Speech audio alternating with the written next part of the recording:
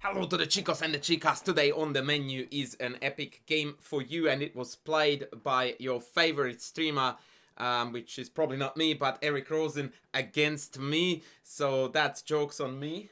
And the jacket is behind me, but we will leave it. It's fine. It makes me look sharp. So, it was an epic game that I played about a week ago, and I feel a little bit bad about posting it now because today I just got a ginormous raid on stream from none other than Eric Rosen. So shout out to Mr. Ono, my queen, and actually, how fitting that I just said that. Let's have a look at what happened in this game between us. So it started off as a queen's gambit declined, and you already saw this if you remember my recent videos about a mysterious former world number 2. We had this where I played g3 and I thought, okay, I will try my luck again with this, trying to stir it back to the semi-Slav Catalan gambit, and Eric just played c6, allowing me to do exactly that. So now we are on home turf. This is part of my beginners d4, d5 repertoire, so I felt very much at home in this situation. And here Eric played b4, which introduces a very wild position and idea, beginning with e5. Now in this position, black's only legal move more or less is knight d5, after which I play knight e4, and after bishop e7 we have got bishop g5 with this very dirty knight d6 check threat. The c4 pawn is a bit loose, but nothing concrete is to be found here. White's edge, if any, is really tiny. However, Eric here decided that, oh, there was this opportunity here to get a little bit wild, and I would like to credit Eric for this because I think he did it mostly for the memes, because this is a theme that pops up a fair bit in various gambit ideas against the Slav, including the Gala gambit that I also promote in my d4 course, and we do have a line in there too where this exact capturing pattern takes place. And here we go. It is not oh no my queen, it is oh no four queens on the board. However, it is almost always losing for black, like instantly, like just not a chance. And this is why I'm saying that I think Eric did it partly for the memes, because he also must have known that this was really no bueno for black. The reason for this is quite simple.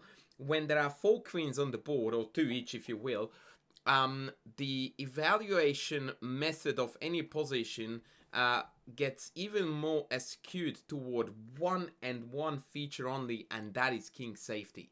So it just not even multiplies by 2, but like it's just exponentially grows in terms of importance of king safety as you have more and more material on the board. This is why those games where you get to place extra pieces on the board, Backhouse and Crazy House, are exclusively about attacking chess and exploiting king's weakness, because the material is so heavy on the board that yeah, you can just chuck everything onto the king and eventually we'll find the mate. So this position is already bordering the +6, believe it or not, with almost level material, and that purely comes down to my king being completely and beautifully sheltered and the black king being exposed to all kinds of hurts. Needless to say that I immediately botched this position and dropped down the advantage to half of what it was meant to be. I played bishop h6. I went a tad too far on that diagonal in excitement. Instead of just playing bishop g5, I've got a beautiful line to show you here. f6, and here comes an absolute cracker of a move. Knight e5. What a beauty. It introduces a little bit of a checkmate down here. So black is obliged to take the knight. And there are multiple ways to win this. To keep the queens on, I can play queen h5 and then go queen g8.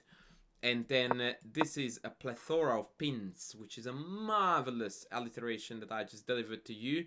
Everything is hanging. The main threat is bishop f8, queen f8, and then queen takes f7. And on top of that, this is on as well. The slightly more mundane way to convert after knight e5 is to simply retake, allowing the queen trade. After which I have this, and this threatened. And that is just, once again, utter carnage. So I'm very sad that I missed out on all of these, and I played the very timid bishop h6. Well, the move is not timid, but it allows queen f6, which is exactly what I overlooked.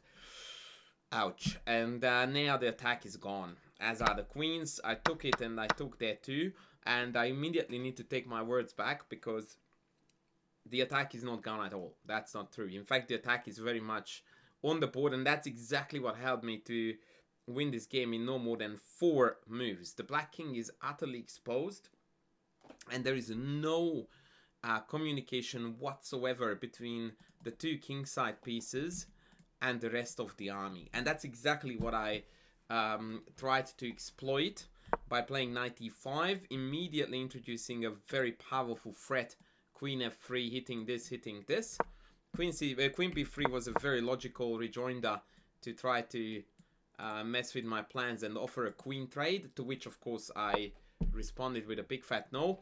And now after queen c1, I have got 3 different threats, and these threats are not manageable at all. I would like to show you one just to see how nasty this position is. Apart from the stock standard knight takes c6, I happen to have queen g5 here, with the irrefutable and unstoppable threat of knight g4, and picking off the knight without any dramas whatsoever. I also happen to have queen f4 once again piling up here, or giving a check, forcing the queen g5 pin. Eric played bishop b7, essentially throwing caution to the wind, or rather just allowing things to unfold since he had nothing else to do.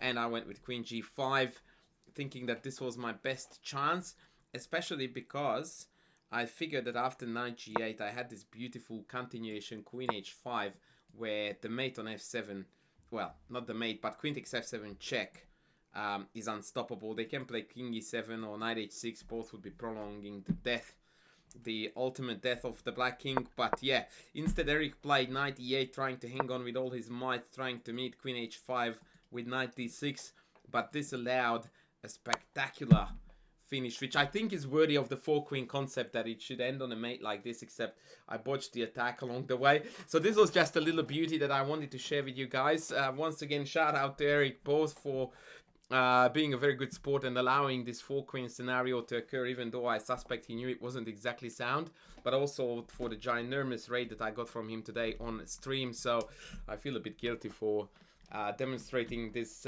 win, but yeah, I'm happy. And by the way, this was the win that helped me to climb my highest ever blitz rating on .com, which is 2761, I think, right now.